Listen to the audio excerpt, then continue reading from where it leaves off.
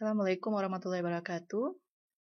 Selanjutnya kita bahas ya pada sesi ini terkait estimasi. Estimasi bertujuan untuk memprediksi nilai di populasi berdasarkan data sampel. Ya. Nah, jadi kita menggunakan seperangkat sampel, yang mana sampel ini nanti kita gunakan untuk memprediksi populasi yang lebih besar jumlahnya. Nilai yang digunakan untuk mengestimasi disebut dengan nilai estimator. Terdapat dua macam estimasi, yaitu estimasi titik atau point estimate dan estimasi selang atau disebut juga dengan interval estimate. Ciri-ciri estimasi adalah pertama, nilai estimator mengandung nilai parameter. Nah, artinya di dalam nilai sampel tadi terdapat di sana nilai parameter atau nilai yang ada di populasi sehingga tidak terjadi bias. Berikutnya adalah estimator bersifat efisien apabila hasil estimasi memakai nilai tersebut pada rentang yang kecil saja sudah mengandung nilai parameter. Dan yang ketiga adalah bersifat konsisten. Estimator tetap dapat memprediksi nilai estimasi meskipun sampel besar ataupun sampelnya jumlah kecil. Nah, itu adalah 3 ciri-ciri dari estimasi yang baik. Sekarang kita bahas dulu estimasi titik. Nah, ini estimasi titik kita menggunakan satu nilai saja untuk mengestimasi nilai yang ada di populasi. Contohnya, seorang peneliti ingin mengetahui berat badan bayi di kebun jeruk dengan sampel sebanyak 500 bayi. Nah, hasil surveinya didapatkan rata-rata berat badan bayi 3.000 gram. Ya. Jadi kita kumpulkan 500 sampel bayi dan kita dapatkan rata-rata berat badannya adalah 3.000. Nah, bagaimana caranya kita membuat sebuah estimasi terhadap populasi? Nah, berdasarkan data yang kita peroleh dari hasil survei tadi, maka kita estimasi rata-rata berat badan seluruh wilayah kebun jeruk adalah 3.000 gram. Nah, jadi seperti itu kita melakukan estimasi titik. Jadi cukup dengan satu nilai saja untuk memprediksi yang ada di populasi. Kelemahan estimasi titik adalah hasilnya kemungkinan lebih kecil atau lebih besar dari yang sebenarnya. Ya. Oleh karena itu, kekurangan estimasi titik ini disempurnakan dengan estimasi interval. Nah, di sini mudah-mudahan Anda bisa memahaminya. Jadi, maksudnya, kalau misalkan nih kita menggunakan kata-kata rata-rata berat badan seluruh wilayah kebun jeruk adalah 3.000 gram. Padahal bisa jadi di populasi itu bisa 4.000, bisa 3.500, bisa dari 1.900, dan sebagainya. Nah, itu kalau kelemahan menggunakan estimasi titik. Jadi, untuk mengatasinya, kita menggunakan estimasi interval atau estimasi selang. Nah, berikutnya kita akan lihat bagaimana estimasi interval. Estimasi selang interval di sini dia menggunakan dua titik nilai, ya, dua titik nilai untuk memprediksi atau mengestimasi nilai yang ada di populasi. Nah, itu biasanya dalam berbentuk interval ya, jadi ada batas bawah dan batas atas. Formula perhitungan estimasi selang dapat dilihat pada skema di bawah ini. Ya, kalau data numerik ada dua nih, ada to yang diketahui dan yang to tidak diketahui. Masih ingat ya, to itu adalah nilai standar deviasi di populasi. Jadi kalau nilai to-nya diketahui, nanti ada perhitungan tersendiri, ya kan? Berbeda dengan untuk to yang tidak diketahui. Untuk data kategorik atau proporsi nanti juga ada cara perhitungan estimasi selang atau intervalnya. Nah, sekarang kita bahas dulu terkait estimasi data numerik untuk nilai to yang diketahui. Nah, ini formulanya sebenarnya adalah mu sama dengan x bar plus minus z to per akar n. Nah, di sini coba Anda perhatikan, di sini ada tanda-tanda plus minus. Plus minus ini saya bikin untuk rumus ada dua sebenarnya, mu1 dan mu2, yang mana mu1-nya itu adalah x bar dikurang z dikali to per akar n, dan mu2-nya adalah x bar plus z dikali to per akar n. Nah, jadi untuk ringkasnya saya bikin plus minus seperti ini ya. Nah, ini keterangannya nilai z. Nah, Anda sudah tahu ya, untuk nilai z-nya ini nggak usah dihitung lagi menggunakan formula nilai z. Jadi di sini nilai z sudah kita ketahui 1,64 ya kalau untuk yang 90%. 95% 1,96 dan 99% adalah 2,57. Mu adalah rata-rata populasi yang akan diestimasi. Nah, ini X bar ini maksudnya adalah rata-rata data sampel, dan S adalah standar deviasi kalau di populasi, maka nanti lambangnya adalah tau. N adalah jumlah sampel. Nah, ini ada contoh soal untuk nilai tau yang diketahui. Saya bacakan soalnya. Kadar Hb pria dewasa normal adalah 18 gram per desiliter dan standar deviasi 2 gram per desiliter. Lalu dilakukan penelitian terhadap 25 karyawan pabrik di kawasan industri secara acak dan didapatkan rata-rata 18 gram ya desiliter. Tentukan besar kadar Hb pada karyawan pabrik di kawasan industri pada confidence interval 90%. Di sini Anda perhatikan mu-nya adalah 18 gram per desiliter ya. Terus tau-nya 2 gram per desiliter. N-nya sama dengan 25, X bar-nya adalah 18 gram per desiliter ya. Ini apa namanya? Kebetulan saja nih mu sama X bar-nya sama ya, tapi kadang-kadang juga terjadi mu dan X bar-nya itu berbeda ya. Nah, tapi bedanya tidak terlalu jauh ya dari rata-ratanya itu kalau kita melakukan estimasi dengan cara yang baik. Nah, ini yang ditanya adalah mu pada CI 90%. Nah, ini penyelesaiannya, ini formulanya tadi ya, kita gunakan untuk menghitung estimasi interval. Nilai Z udah kita ketahui tadi ya, kalau untuk yang 90% 1,64. Nah, di sini kita langsung masukin formula. 18 ini adalah X bar ya. Ini X bar ya, bukan mu ya, ini X bar. 18 dikurang 1,64 dikali 2 per akar 25 ya, dikurangi dengan mu dikurang sama dengan 18. Nah, ini yang plusnya. Ini plusnya 18 plus 1,64 dikali 2 per akar 25. Nah, untuk yang bagian yang 18 dikurang 1,64 dikali 2 per akar 25, maka dapatnya adalah 17,34. Sementara yang di sebelah sini 18 ditambah 1,64 dikali 2 per akar 25 itu dapatnya 18,66. Nah, jadi kesimpulannya adalah diyakini 90% besar kadar Hb pada karyawan di pabrik di kawasan industri berkisar antara 17,34 sampai dengan 18,66 gram per desiliter. Saya rasa cukup mudah ya untuk melakukannya. Nah, bagaimana dengan estimasi data numerik untuk nilai tau yang tidak diketahui?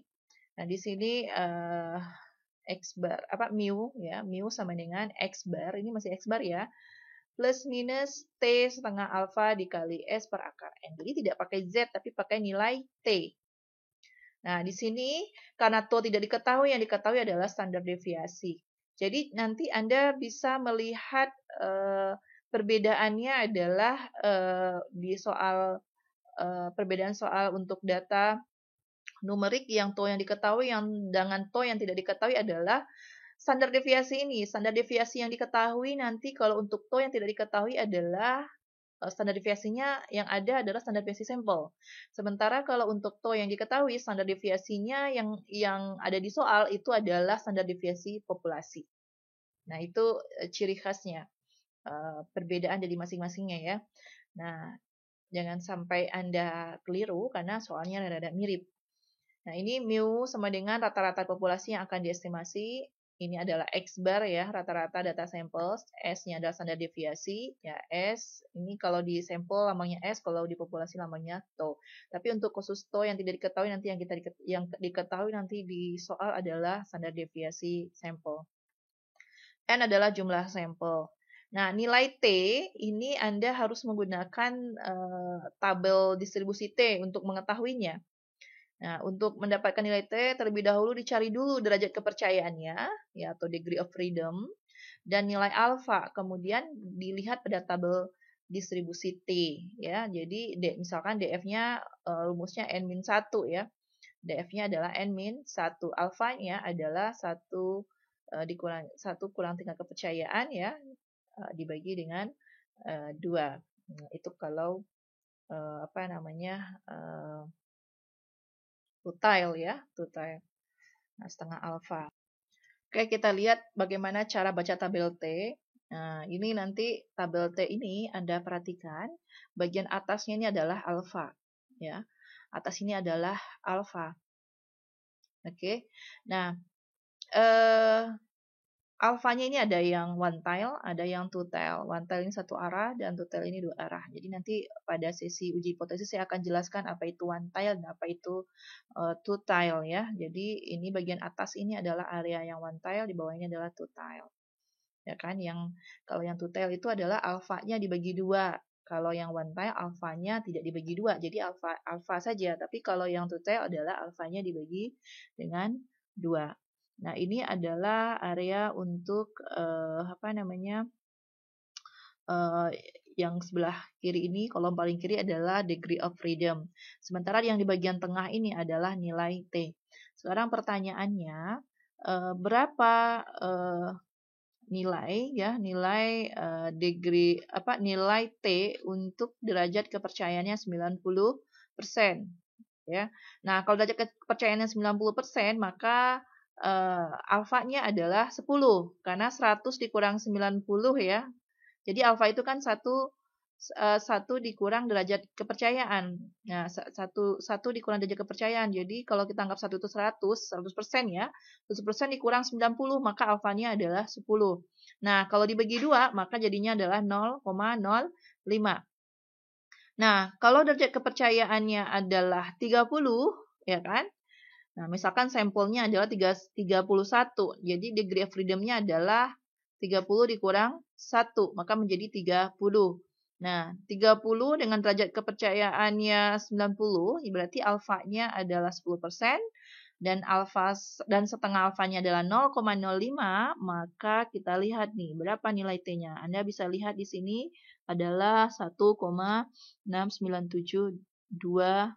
Nah, itu adalah nilai T untuk derajat kepercayaan 90% dan N-nya adalah 31. Ya. Nah, itu cara mudahnya. Sekarang kita lihat contohnya. Di sini adalah estimasi untuk data numerik.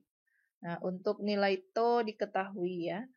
Kadar trigliserida orang dewasa diketahui berdistribusi normal dengan min 145 mg per desiliter.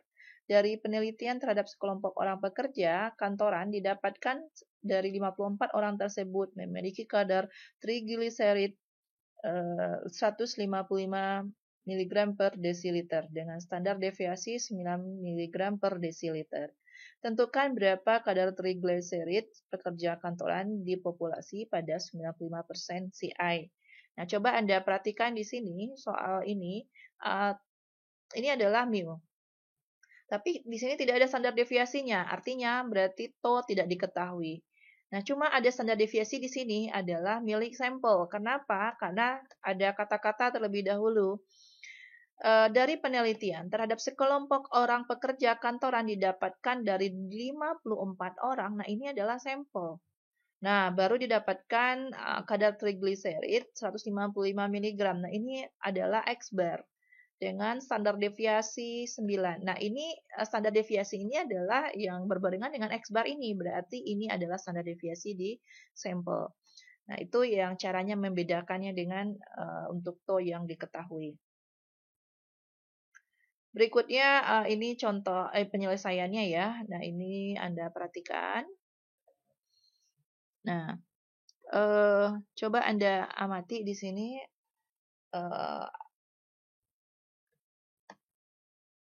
Ini rumusnya ya. Ini X bar plus minus T setengah alfa dikali S per akar N. Bukan TO per akar N, tapi S per akar N.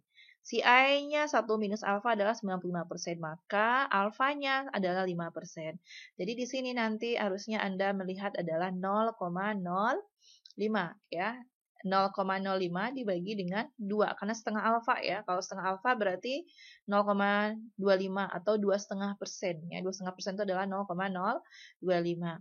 Nah, coba Anda perhatikan pada alfa 5%, kalau setengah alfanya adalah 0,25 dan dengan DFN-1, nah DF-nya adalah 53 ya, maka T-nya adalah sebesar 1,67412. Nah, terus coba Anda masukkan ke dalam formula gitu ya. Nah, ini X bar-nya 155 dikurang dari, nah ini nilai T-nya tadi adalah 1,67412 dikali dengan S, nah S-nya 9 per akar 54. Nah, ini nilai rentang mu-nya ya. Nah, ini yang plusnya 155 plus 1,67412 dikali 9 per akar 54. Nah, ini hasilnya untuk yang sisi batas bawahnya ya. Itu 152,9 dan yang atasnya adalah 157,1. Kesimpulannya adalah diyakini 95% besar kadar trigliserid pekerja kantoran di populasi berkisar antara 152,9 sampai dengan 157,1 gram per desiliter. Nah, ini cukup mudah sebenarnya ya untuk mengerjakan estimasi data numerik untuk nilai TO tidak diketahui. Berikutnya adalah estimasi untuk data kategori. Nah, ini datanya jenisnya adalah kategorik, biasanya yang dihasilkan adalah proporsi atau persentase. Nah, ini rumusnya adalah, ini P ini adalah lambang proporsi untuk populasi atau juga kadang-kadang dilambang dengan V ya.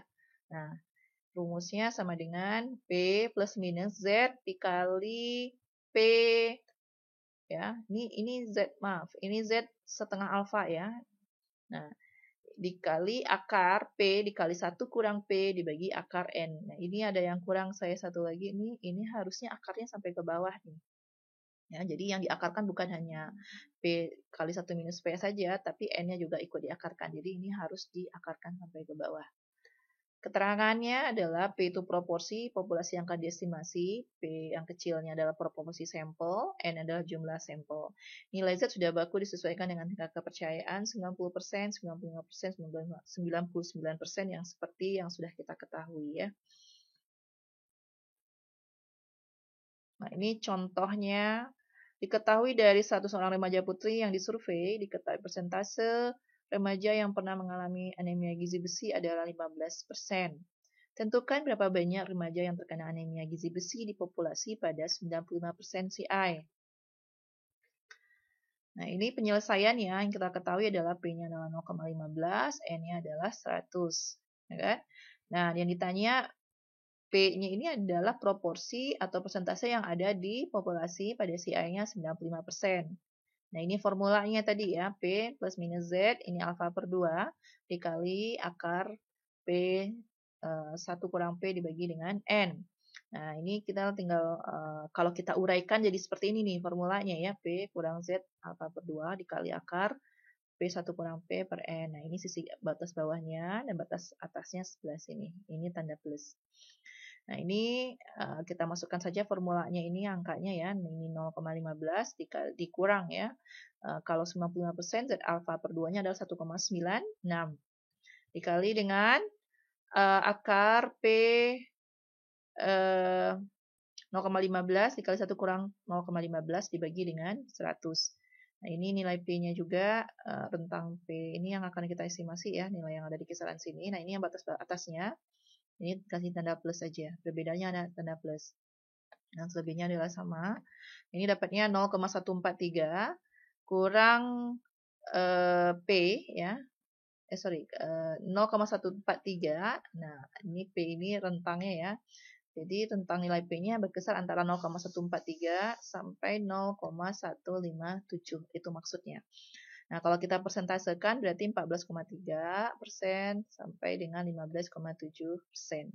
Kesimpulannya diyakini 95% jumlah remaja putri yang pernah mengalami anemia gizi besi di populasi berkisar antara 14,3% sampai dengan 15,7%. Demikian yang bisa saya sampaikan terkait estimasi. Mudah-mudahan Anda bisa memahami dengan baik. Alhamdulillah, saya ucapkan terima kasih atas perhatiannya. Assalamualaikum warahmatullahi wabarakatuh.